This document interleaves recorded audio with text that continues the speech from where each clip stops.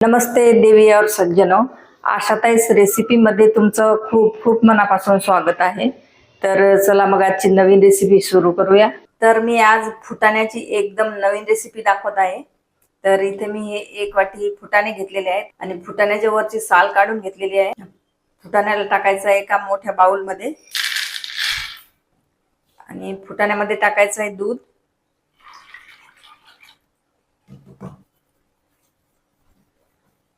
फुटाण्याला असं झाकून अर्धा तास ठेवायचं आहे। तर फुटाण्याला ठेवून अर्धा तास झालेला आहे।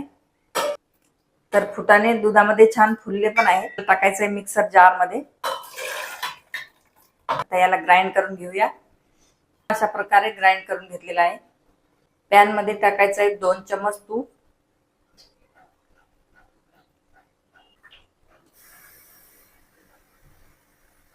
तूप गरम झाल्याच्या नंतर ग्राइंड केलेले फुटाणे टाकायचे आहे।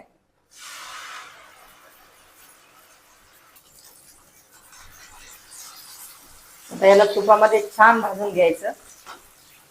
असे हे फुटाणे भाजलेलेच असतात, तरी पण फुटाण्याला छान भाजून घ्यायचं आहे कलर चेंज होईपर्यंत।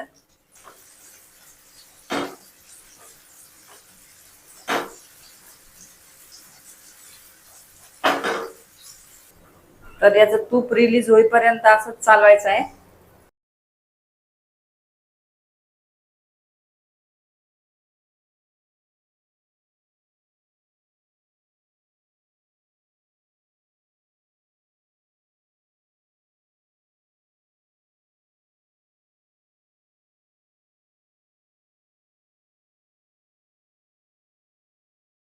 तर बघा हे छान भाजलेलं आहे आणि तूप पण रिलीज झालेलं आहे।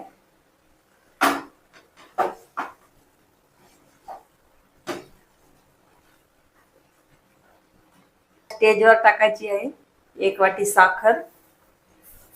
गोडाचं प्रमाण तुम्ही कमी जास्त करू शकता।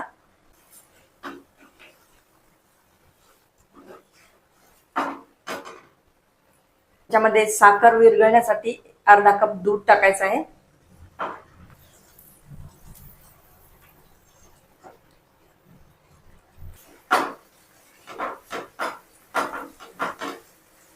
आता हे थोडं घट्ट होईपर्यंत असंच याला चालवायचं आहे। थोडीशी टाकूया इलायची पावडर फ्लेवर साठी। थोडेसे ड्रायफ्रूट टाकूया।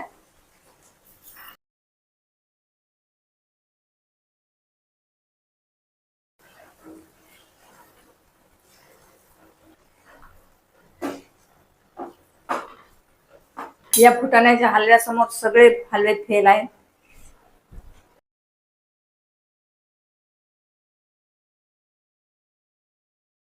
आता या हलव्याला अजून शायनिंग येण्यासाठी 1 चमच तूप अजून टाकूया।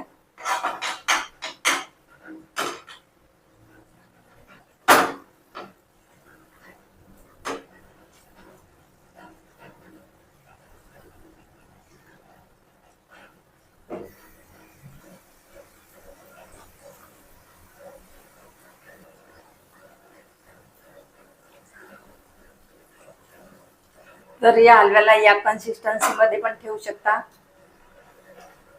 किंवा अजून याला घट्ट करू शकता। एक वेळेस तुम्ही हा फुटाण्याचा हलवा करून बघा, खूपच भारी लागतो।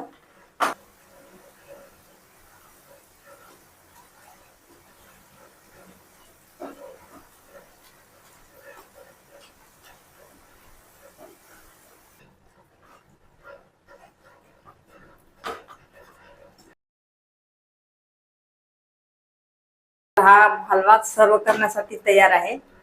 घेऊया सर्विंग डिश मध्ये।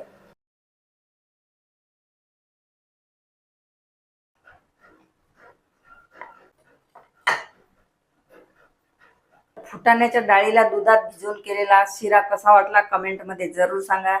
रेसिपीला लाईक शेअर सबस्क्राईब जरूर करा। तर मग चला भेटूया अशाच एका नवीन रेसिपी सोबत। तोपर्यंत बाय बाय।